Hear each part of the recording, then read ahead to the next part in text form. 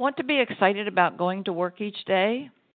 This is about nursing fatigue, but you don't have to be a nurse to experience it. My name is Noel Holdsworth. I'm a psychiatric nurse practitioner certified in addiction and trauma, and I work at Black Bear Recovery Center, which is a dual diagnosis program out of Foundations Recovery Network in the mountains of North Georgia. This program is sponsored by both Black Bear and Foundations Recovery Network. You can submit a question at the bottom left of your screen at any point during the presentation. All questions will be answered during the last 10 minutes of the program. You can find a PDF of the presentation and additional resources under the headshot image located on the left of your screen. For help or assistance, please email Melissa. Her address is on the screen. To receive credit, you must watch the program all the way through the Q&A section to the end of the presentation. Do not leave the console. Please continue to stay on the platform and you will be automatically redirected to an evaluation landing page. If this is your first time attending a webinar in 2019, you will need to create an account when you are first directed to the landing page. For all subsequent webinars you attend, you will already have an account and will just need to log in. After completion of the evaluation, you will be able to download or print your certificate. Credit is only offered for the live broadcast. So let's get started. Most of us come into this line of work wanting to make a difference, and most days we do. However, over time, fatigue sets in with a tired that just does not get any better with rest or sleep. Webster's broad definition of a nurse, anyone who cares for the sick. So we don't have to be licensed as a nurse to care for the sick. Therefore, anyone who cares for the sick can experience the same risks as someone who is designated officially as the nurse. Therefore, nursing fatigue can occur with any individual who cares for the sick. The fatigue is very personal and most often kept a secret. Somehow we think we are weak if we admit it or talk about it. We blame it on many things, but rarely on the thing that is at its core. This thing has been called many things over time and studied under just as many names. Just in the 50 years I have been in healthcare, it's been called critical incident stress, compassion fatigue, secondary and vicarious trauma response, caregiver stress. And it has been studied from the opposite perspective. Why do people don't have compassion fatigue? For example, those people with high resilience or a high level of compassion satisfaction. What it is not, however, is burnout. Burnout is related to poor stress management skills, working long hours, inability to say no, and organizational pressure to do more and be more. Burnout can occur in many other professions and usually has a very slow onset. Burnout is difficult to reverse without changing jobs or without changing professions. Nurse fatigue can include the above, but it is more closely related to the core elements of compassion fatigue, and it is patient-related. Nursing fatigue has more to do with feelings and typically only happens in jobs and professions that expose the worker to trauma. Any healthcare worker can have some of both, but today we will be talking about the fatigue that our patients trigger in us. It is important to identify this fatigue because it contributes to the reasons we stop loving our jobs. We stop loving our jobs when we no longer feel like we have the capacity to care. And when we stop caring at that quality level, we lose our capacity to make a difference in the ways that give us a sense of satisfaction. There are various risk factors in this kind of fatigue: personal history of trauma, poor support systems, repeated exposure to helplessness, being blindsided, being new to healthcare, poor self-care, potential unsafe real or perceived work conditions, the acuity of our patients, unstable home environments, level of personal resilience, when the media is involved, length of exposure, or hitting too close to home. I probably could speak for an hour on any one of them. However, today the focus will be on helplessness that accompanies any given patient experience. We also now know that there is an accumulation factor. Rarely does the first difficult patient scenario push you over the edge, but repeated exposure increases your risk. And what makes it hard is that you may have a reaction to any given situation and no one else on your treatment team seems to be impacted. So you hold it all in, and then there is that one situation that pushes you over the edge. You feel crazy and alone, and in reality, you are just having a normal reaction to the abnormal event. I think it's important for you to get a sense for what I'm talking about, so I'm going to share two very personal experiences that will give you an idea of how it can impact you on a personal level. The first one happened to me very early in my career. I was not a novice. I was an emergency department nurse. I was in charge of the trauma room one day, and in came a patient that everyone in the department knew. This patient had attempted suicide and actually had been successful. It was a very long code. There was a lot of media present in the room. This patient was a part of the EMS community, so there was law enforcement in the room, there was firefighters in the room, there were paramedics in the room, and many emergency department nurses. We worked very long and very hard to revive this person, but we were unsuccessful. At the end of the code, we got together and did a logistical type debriefing. It was concluded that we had done a good job. We had done everything correctly. We had given that patient the best shot to survive. However, he did not. It was at the beginning of the day, so we all went about our day. There were several more codes during that day. It was a busy 12-hour shift.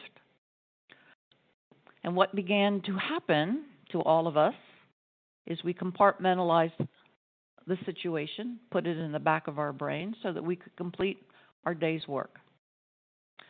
I went home at the end of that day, sort of aware of what had happened, but knowing that that was part of my job, that's what I did, and thought I was okay. I walked into my home, and at that time I had 5 teenagers at home, and I remember them clearly fighting over whose turn it was to feed the dog. I can't tell you what happened to me next, but I became enraged. They all turned around and looked at me like I was a crazy woman. I remember the looks on their face vividly to this day.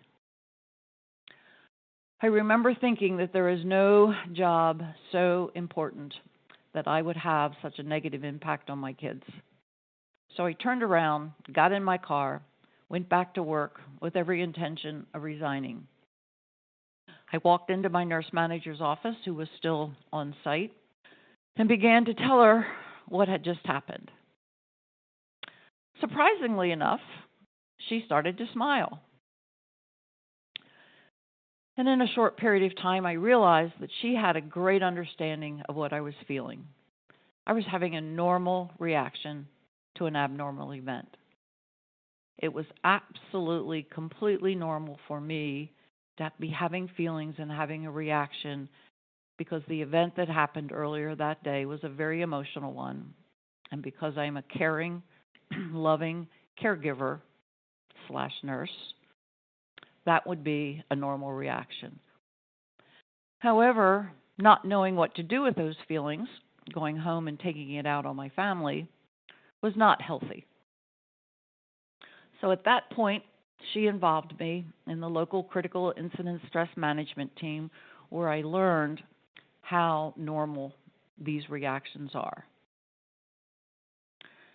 The second scenario happened about 4 or 5 years ago. It was shortly after I came into the field of addiction. Now, I had been teaching compassion fatigue for probably 10 to 15 years at this time. I had a great understanding of it. I knew how to manage it. However, this one particular situation was more overwhelming than I possibly could have predicted. We had a brand new scenario at work. We had never taken care of a pregnant female before. And so one presented to be treated for her severe heroin addiction. When she arrived, we did not have a lot of warning. We did not know she was pregnant when she first arrived on campus. So there was a lot of activity necessary to be sure that we gave her the best care possible. We got a local OBGYN physician involved who agreed to treat this patient. We spent a lot of time, the whole staff, caring for her, trying to get her through her early stages of withdrawal, realizing that we were actually caring and treating two human beings. There was many moments where I saw staff sitting on the floor holding her hand. I saw other patients surrounding her, giving her love and support. It was a very difficult withdrawal for her. But we, as a team, were able to support her through this process. It was an extended process. She was probably there in our assessment unit for 7 to 10 days. We all developed close bonds with her. Many of us stayed over at the end of our shifts just to give her extra support. On the day that she was ready to be transitioned into our residential segment, most of us felt a level of compassion satisfaction that we had done a good job with her.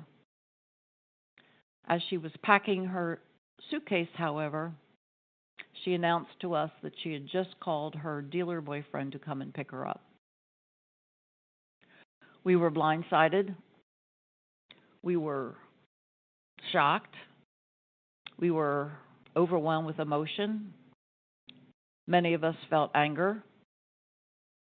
We even called our local social service department to see if there was something we could do to stop this, only to be put in the situation of feeling more helpless.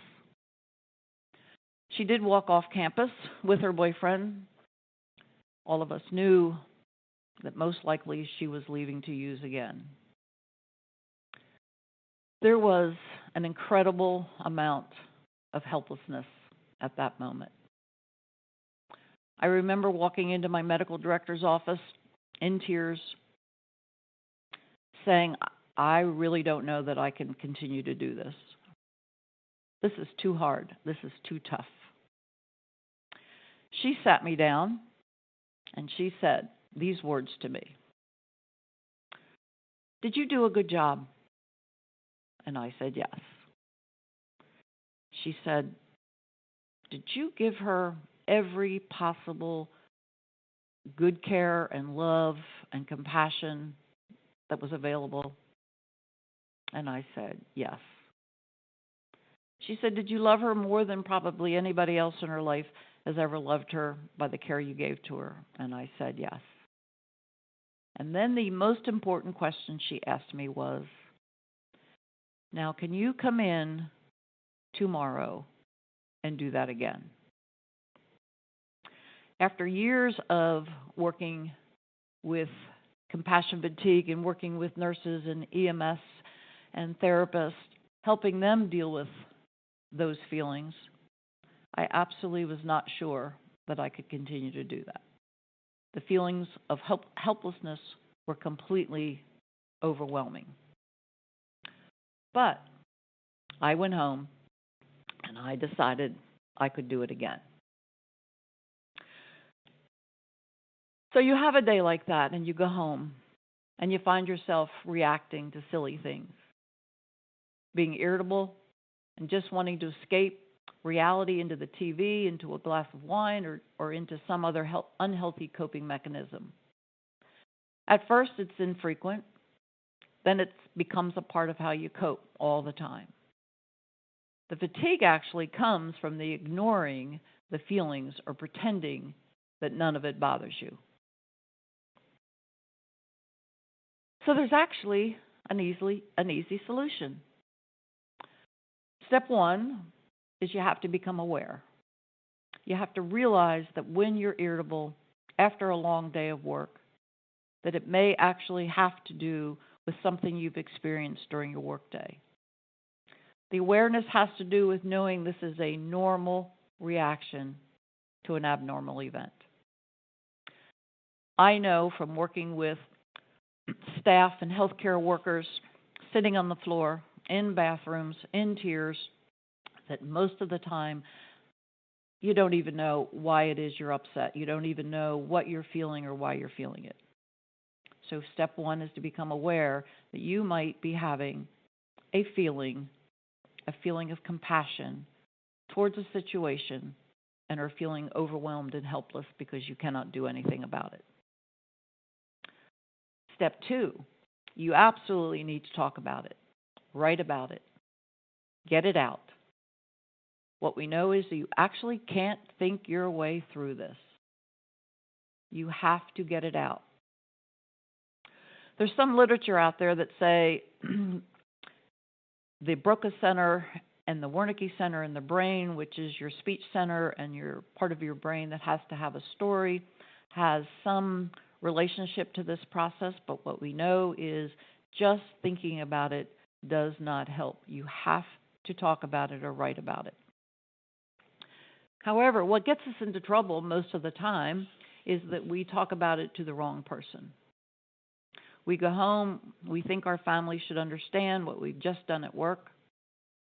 That day with my kids, the most significant thing in their life that day was whether or not they wanted to feed the dog. I could have told them what happened at work. They would not have understood it because they didn't experience it. So talking about it has to do with finding the right person. I had a situation just last week where I had a very difficult patient scenario. I actually was doing a trauma support group. The group became very challenging. During the group, I handled it professionally, as I should have, as I would do again. However, as they all walked out the door, I felt totally drained and wiped out. Because I understand this concept, I immediately picked up the phone and called a peer support person. She really didn't have to say much to me, but I had to talk through it. I had to say the words. That was challenging. It was frustrating. I felt helpless. I felt overwhelmed. And then what she did was step three. She validated that I was not crazy. She validated that any other therapist at that moment dealing with that situation would probably feel the same helplessness, feel the same feelings. Only a person that does what you do for a living can assist you with that validation process. And number four, it is about the education about what you need to do to get back to work with a renewed commitment to caring.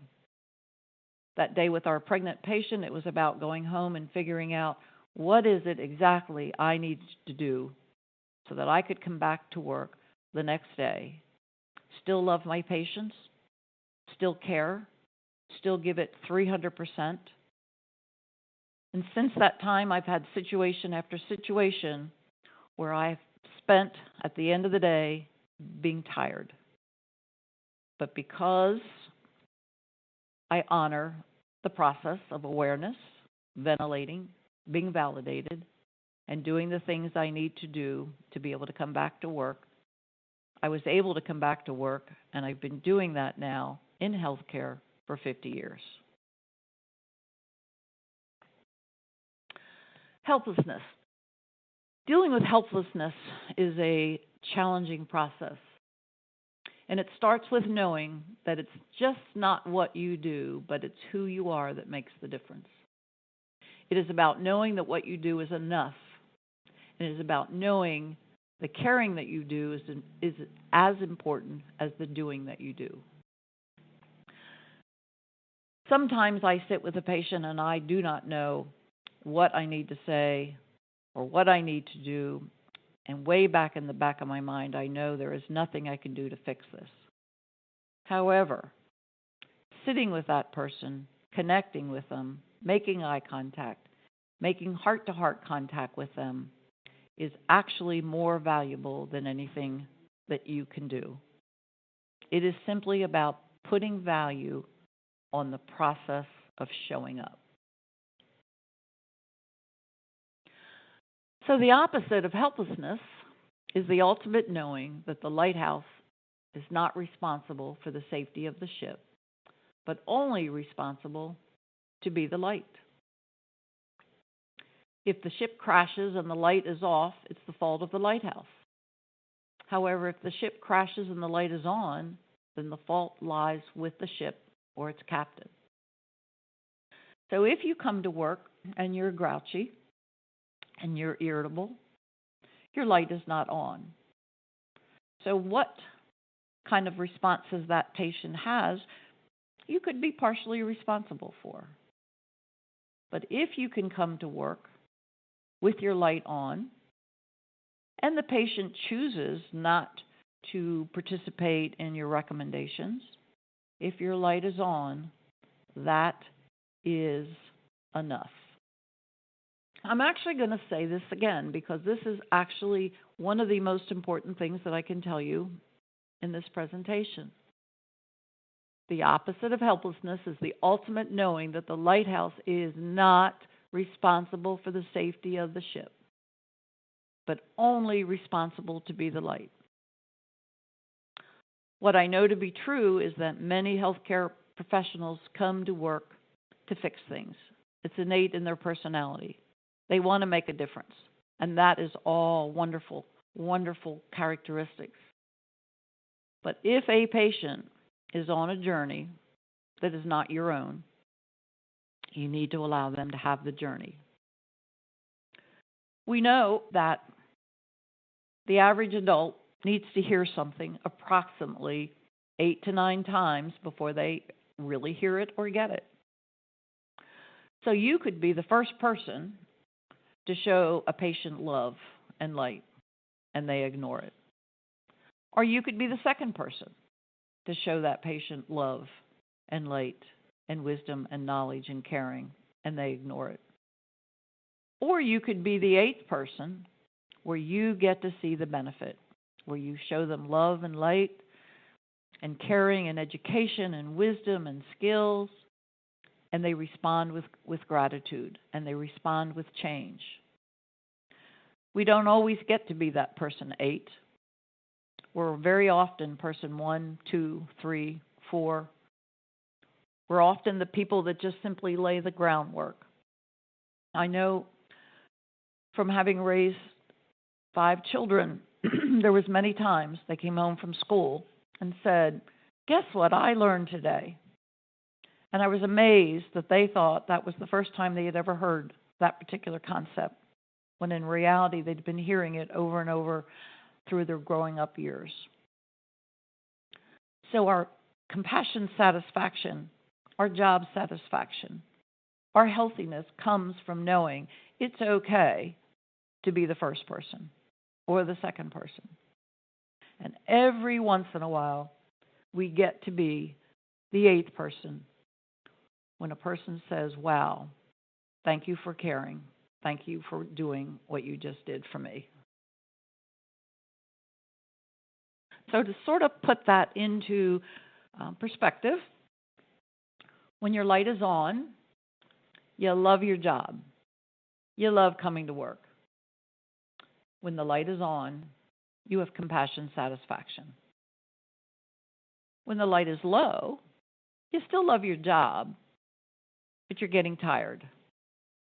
When your light is low, that's compassion fatigue. However, when you come to work and your light is off and you hate your job, you hate coming to work, when that light is off, that is burnout.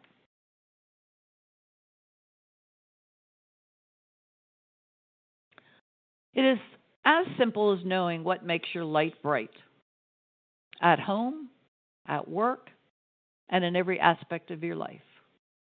What lights you up, what fills you up, what heals you, what strengthens you, what revives you.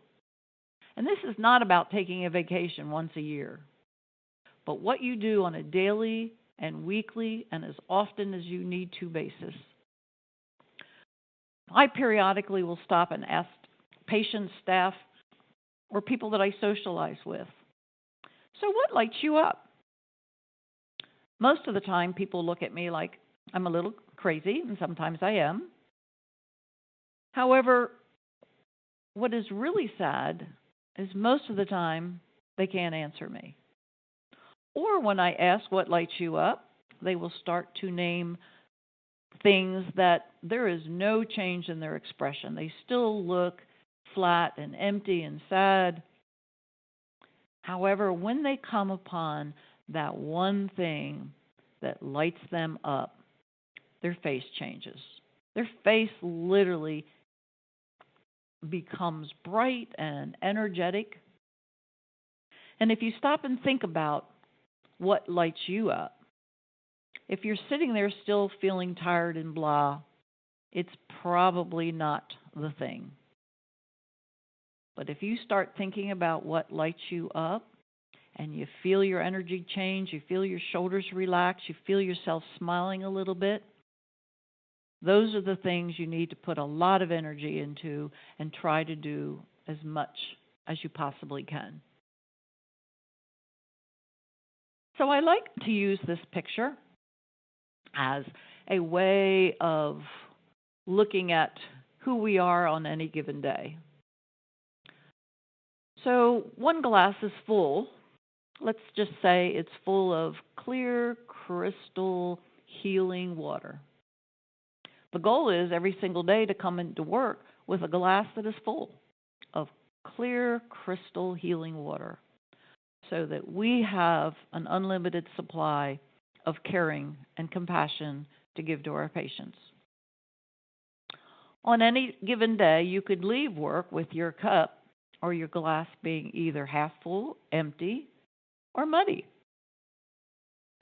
So the empty glass is a day where you have just given and given and given and given, and you have given every last energy you have, and you go home feeling drained and empty. That's not unusual for what we do in healthcare, given the acuity of our patients, given the challenges of our current health care system. It is not unusual to go home at the end of the day feeling empty. Or at the end of the day, we could go home with a muddy cup. I use that as an example because some of us come to work and we take on the toxins and the problems of our patients. It's not just about giving, it's about taking their burden. It's about carrying their stress on our shoulders. So theoretically, we could go home at the end of the day with a full cup, but it's muddy and it's toxic. So the cure for either the muddy glass or the empty glass is exactly the same. You have to put it under the spigot or the faucet, depending on what area of the country you're from, and you have to turn it on and fill it back up again. Now, even the muddy glass, if you put it under a spigot of water, over time, that muddy water becomes clear. Those types of people, however, need to open that spigot as wide as possible to make sure that process happens in a timely fashion. So dealing with nurse fatigue is about figuring out what your spigot is, where it is, and how to fill your cup up. And it's about doing it on a regular basis. If we go days with an empty glass At some point in time, we start to draw our energy from other places.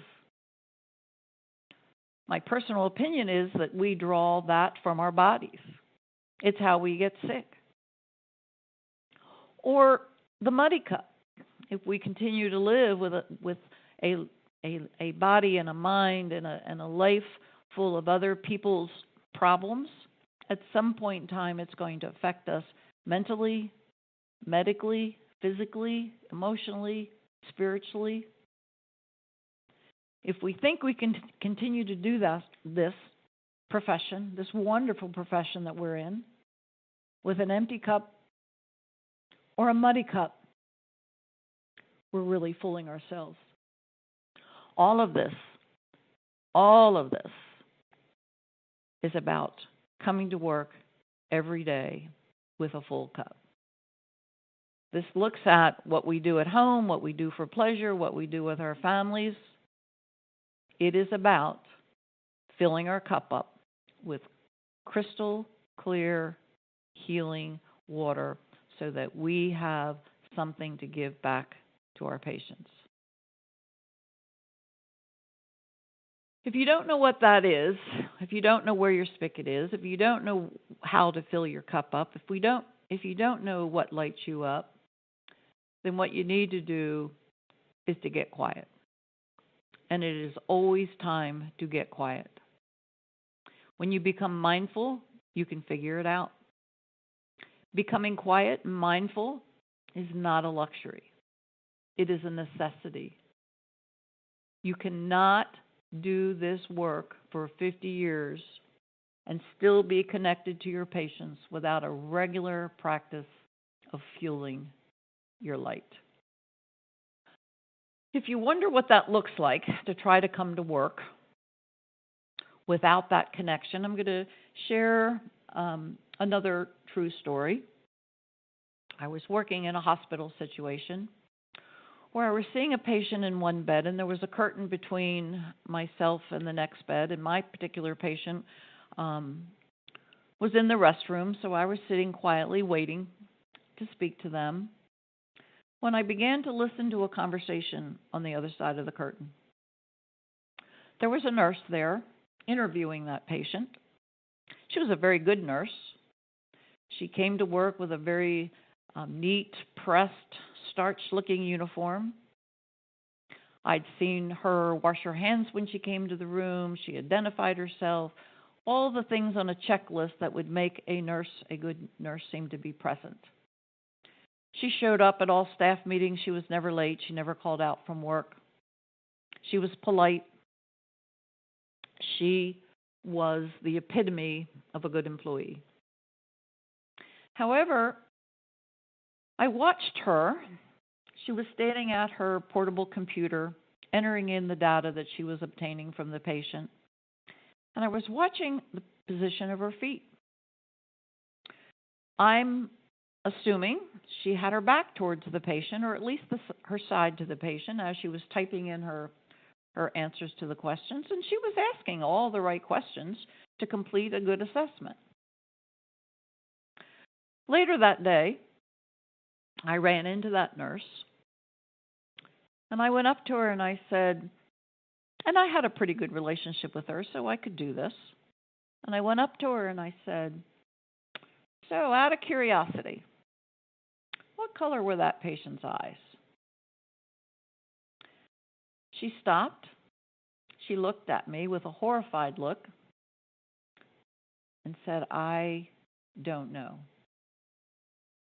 And I said, do you have any idea of what has happened to that patient in the few days before they came into the hospital? And she once again looked at me with a blank stare and said, I'm not sure what you're talking about. Because her list of questions did not include anything outside of a traditional assessment, she totally missed the fact that she had lost a very close loved one several days before coming into the hospital. And there was a lot more to the story that made it quite a emotional event. but if she had looked at the patient, she probably would have seen the patient's sadness and the tears in her eyes. To end that story with a funny note, the next time I saw that patient, or saw that nurse, she literally came up to me and said, "I can tell you the color of eyes of every single patient I've taken care of today." Because she then made a commitment to get back to being connected to more than just what she did as a nurse, but to be connected to who she was as a nurse. So the first step is awareness. Where are you in the continuum? There is a tool. I believe it's available to you as a link, but if it's not, you can find it here. It is called the Professional Quality of Life. It is a well-researched, credible tool. What it does, if you go through, and it takes a very short 10 minutes to answer some questions, and then on the second page, it gives you the parameters of how to score your questions, and be sure you follow those directions accurately, as different questions have different values. And it will then tell you where you are in the compassion fatigue, compassion satisfaction, or burnout continuum. In 2 different hospitals that I have worked in, I have taken this and had all of the staff in different departments fill out these to give them an idea of where they are. What I found consistently across the board is departments that had high organizational stress also had staff with high burnout rates. Departments that had high emotional stress, primarily your emergency departments and your intensive care units, had high compassion fatigues. Departments like oncology, however, surprisingly enough, had very high compassion satisfaction scores, because to work in that field, you often have to feel good about simply being with a person during this time in their life. So I would challenge you, if you really want to have a sense for where you are in the compassion fatigue, compassion satisfaction, and burnout continuum, that you track down that tool and use it, and even perhaps use it in your organization. So I'm going to just review some of what we said here to point out the most important. Any traumatic event, real or perceived, that you have heard about, seen about, or have been exposed to and has an impact on your life is a critical incident, secondary trauma, or vicarious trauma. Most of us are very sensitive to the reaction people have to primary trauma, which is a trauma that happens to you individually. But we forget the impact that secondary trauma can have. I can guarantee you that if you are in healthcare on any level, you will hear stories that tug at your heartstrings. And the first time you hear challenging stories, you're going to write it off as part of what you do for a living. The second time you hear a challenging story, you're going to handle it because you were prepared to handle it. But there is no human being walking on the face of this earth who can hear story after story after story and not at some point be impacted.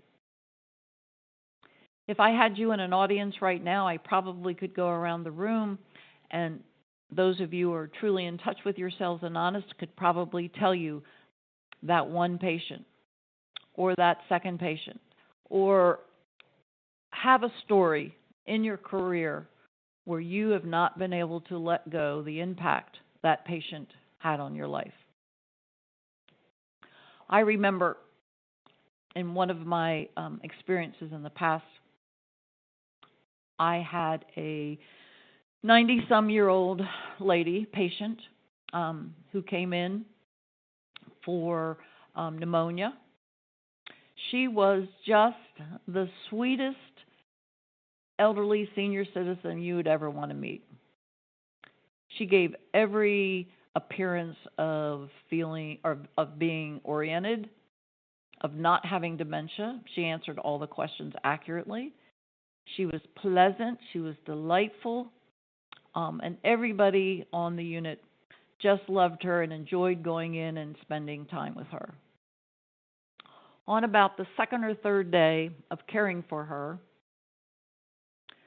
law enforcement came in to serve her with papers that they were going to arrest her at discharge because the day before her admission, she had beaten up her husband so badly he was in ICU at a different hospital. We were all blindsided by that. She did indeed have an early onset dementia where she could give the appearance of being normal, however, would have moments, sundowners, where she had no memory of what she did.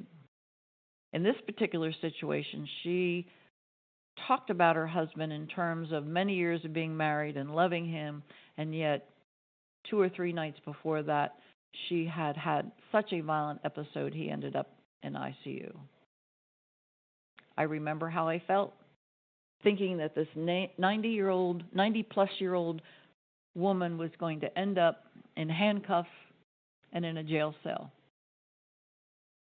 It tugs at your heartstrings. You don't know what to do. Fortunately, we had a good outcome to that. The treatment team came together, worked together with law enforcement so that she wasn't taken away in handcuffs. She was processed without actually having to go into jail, and her family withdrew the charges, and she was able to be placed in an assisted living facility without having to go to jail. But I will never forget the feeling I had, the helplessness, and being blindsided at that moment. I also had another experience, and I share these experiences so that you have something to relate to so that you don't leave this presentation and think, this is just another thing. This is something that affects you. If you're in healthcare and you're listening to this, you have the potential in any given patient scenario to feel in such a way that you turn off your connection button. So the other situation that comes to my mind is a community leader who was a professor at a local university who many people that I worked with, we knew. He had a very had a very positive impact on the community for many years. He got to the point in his life, however, where he lost his job due to his aging process. His wife divorced him. He financially lost a lot and felt like he had hit bottom and decided to end his life. So he held a gun to his head to shoot himself, of which he did. However, the only long-term negative outcome was that he severed his optic nerve. I remember working with him and feeling his depression and feeling his pain, that he had had this full, active, professional life, and now he was blind. To work with somebody like that, to have that person as your patient, cannot help but affect you on an emotional level. And because our society does not allow us to, or does not teach us how to be comfortable with uncomfortable feelings, what happens is we ignore them. We shut them down. We put them in a box. We pretend we don't have them. We think it's weak to have them. But what happens on a subconscious basis is we then disconnect from our patients. We still come to work and dressed nicely. We still show up on time. We don't call out sick. We are still good employees. However, when we have one-to-one contact with our patients, we are just gathering data, and our ability to connect with them, human to human, is impaired. There is enough evidence and research out there that tells us the best way to support compliance in patients is to have a relationship with them. I personally think our outcomes where I work are so much higher because it is the standard of care here to have a connection with our patients. I hear our patients stand up all of the time in transformation and say, it was the people here who made a difference. If you are working with a patient and you sit there and you find that you are just writing down data and that you don't have a sense for who that person is, and if you are not connected to that person, you are missing out on a significant part of compassion satisfaction. The long-term outcomes of nurse fatigue is causing that devastating disconnect between you and your patients. And when you start to disconnect from your patients, you often disconnect from yourself, you disconnect from your higher power, and you disconnect from others in general. Doing this work for 50 years, I know that having a connection in all three of those areas is necessary. I have vacillated back and forth from time to time, being connected with a higher power, but not to people. Being connected to myself and being grounded, but not really wanting to have anything to do with other people. I've also gone through times where I walked away from a patient feeling a little bit frustrated and angry towards the higher power, not understanding how something like this could happen. Some of the stories that I've heard from patients have affected me so deeply, I've actually gone to the restroom to throw up. And there has always been a temptation to disconnect. We are not taught in our society how to be comfortable with uncomfortable feelings. But what we do for a living is going to expose us to uncomfortable feelings, to sadness, sometimes to fear. The violence in healthcare between patients and staff is very high. We have feelings related to our work. But if we do not deal with those feelings, it ultimately affects us emotionally, mentally, physically, spiritually, and it certainly will begin to affect us professionally. I would ask you to take a moment to check in to see how connected are you between you and yourself? Are you grounded? Do you live out there in a hectic world, or are you able to come home at the end of the day and be grounded, be comfortable in your skin and like who you are? Do you have a higher power and what that connection is? It doesn't really matter what it is or who it is. It can be nature. It can be anything. But those people that have a connection to something outside of themselves, bigger and better, often have longer-term lifespans and are healthier. And are you connected to the people in your world? I hear on a regular basis people that go home from work and say, I just can't be on the phone, I can't talk to anybody, I don't want to socialize, I don't want to hang out with anybody because at the end of the day I'm exhausted. At the end of the day, it's okay to be exhausted as long as you know how to reverse and repair that exhaustion. Being connected with yourself, being connected with a higher power, and being connected to others, the combination of the three of them will allow you to be connected to your patients at a much higher level for a much longer period of time. So what do you do to deal with nurse fatigue? You develop a regular practice of renewing and refueling your light. You put more value on the practice of caring. You develop support systems where you can ventilate, be validated, and be redirected back to caring. And you prioritize your self-care so that your glass will always be full. I think there is a level of accountability and responsibility and an ethical factor that if we try to teach our patients about healthiness and not participate in it ourselves, it is absolutely unethical.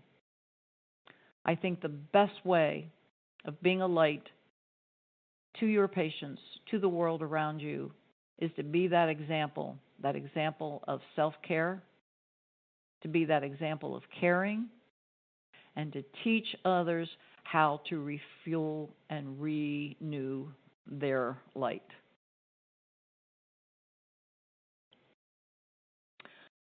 I work in addiction, so I hear the serenity prayer a lot. I probably hear it every single day. Grant me the serenity to accept the things I cannot change, the courage to change the things that I can, and the wisdom to know the difference.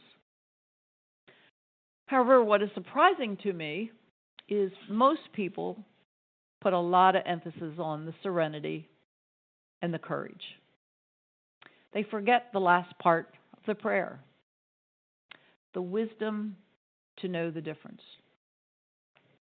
We spend a lot of time trying to change things we really can't change. We spend a lot of things not addressing and changing the things we can, but we put very little emphasis on the ability to know the difference. In the 50 years that I've been in healthcare, the number one skill, the number one gift I would like to give to any one person, patient, peer, family, is the ability to get quiet. When you get quiet, then you know how you really feel, what you're really thinking, and what you're really doing. At that point in time, when I had 5 teenagers at home at the same time, it was really difficult to stay on top of what they were doing. And so I had a motto, a directive, a belief system that I shared with them. What I said to them on a regular basis, and I say this to patients, at least on a weekly basis. If you are in touch with what you are really thinking, what you are really feeling, and what you are really doing, you will most likely make the right decision. When you know what you think, what you feel, what you're doing, you usually make the right decision. What gets us in trouble almost every single time is the reactivity, the doing something without thinking it through. And let me say it again, if you have quiet and you know what you're thinking, feeling, and doing, you will always know what to do because all of the answers, all of the wisdom are inside of you. I also like to share one of my favorite research studies. There was a physician in the New England area who took on patients, and it was up in the thousands, 3,000 or 4,000 patients over a period of time. And they were patients that their primary care physician or their specialist had said, you have reached your maximum capacity. I cannot do anything for you. You have a chronic illness. This is your maximum capacity. And he took these patients on and did not change their treatment, did not do anything different, except he taught them how to meditate 20 minutes 3 times a week.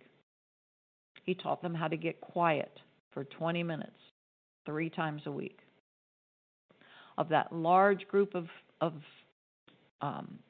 clients, 35% of those people got better. That's a pretty significant number.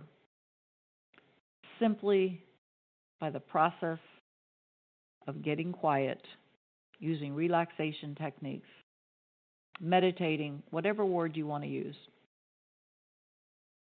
I work in a population where most of the people use prayer as their form of meditation. And what tickles me sometimes is when I ask a person to describe to me what their prayer life is like, they tell me they're grateful, they have a relationship with a higher power, they talk to their perception of their higher power, but rarely when they get done talking do they listen.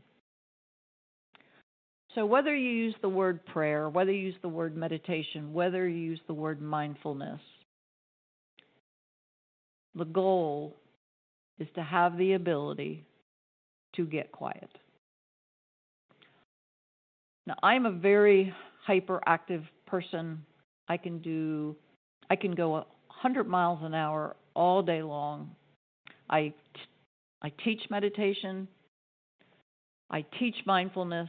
And yet there are times when I get home at the end of the day where getting quiet is the last thing my body or my mind wants to do. So I don't feel like I can end out this program without some tips on how to do that. All you have to do is to sit and focus on your breathing with non-judgment.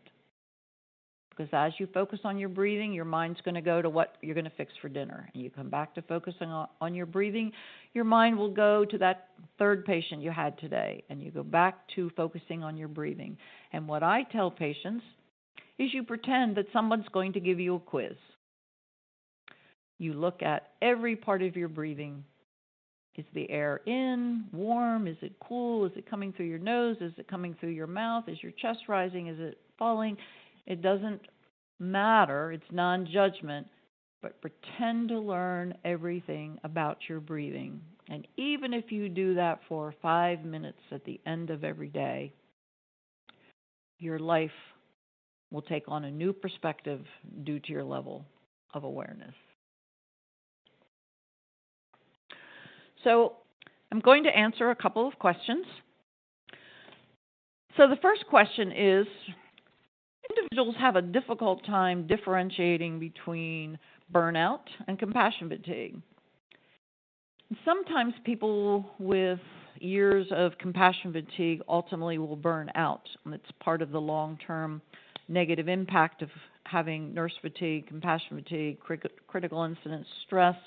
If you don't deal with it, it can lead to burnout. But the biggest difference between burnout and compassion fatigue is burnout is typically a stress management issue. It's a thinking issue. It's an organizational issue. It happens over time. It happens because an individual doesn't know how to say no. And compassion fatigue is a feeling. It is usually related to a situation or a patient. It can hit you out of nowhere. And it can be reversed immediately with ventilation, validation, and education. The next question comes from the frustration of knowing we want to talk about it, we need to talk about it, and who do we talk about this to? It absolutely is necessary that the person that you talk about is somebody who understands what you do. If you're a nurse working in critical care, it needs to be another critical care nurse. If you're a therapist working in trauma, it probably needs to be another trauma therapist. If you're a physician, then it needs to be another physician. But going home and trying to expect a non-healthcare worker to have any understanding of what you do and how it's affecting you is inappropriate. In trauma, we know, in primary trauma, we know that the first person a survivor tells their story to, that person's reaction is a large predictor in whether or not they ultimately go on to develop PTSD. It is the same with feelings related to our patients. The reaction of the person that we tell determines how they deal with it. So if you're the person listening, be sure you validate their feelings. You never have to validate their behavior, but you always have to validate their feelings. And the third question is about helplessness. Many people talk about trauma, secondary trauma, primary trauma, in terms of fear, in terms of many other emotions. But what I find the most significant factor, especially in healthcare, is helplessness. And the number one way to reverse the feeling of helplessness is to value who you are and not what you do. Another way to deal with helplessness is realizing that it's not your journey. What happens with your patients is their journey. Your job is to simply be the light. You are a lighthouse in the world of healthcare. You need to keep your light on. If the ship crashes and your light's on, it is not your responsibility and you need to let go of it. However, if your light is dull, it is your responsibility to revise and revive that light. I thank you very much for your time. This is a passion of mine. I hope in 50 years you all are still bright lights out there in the community.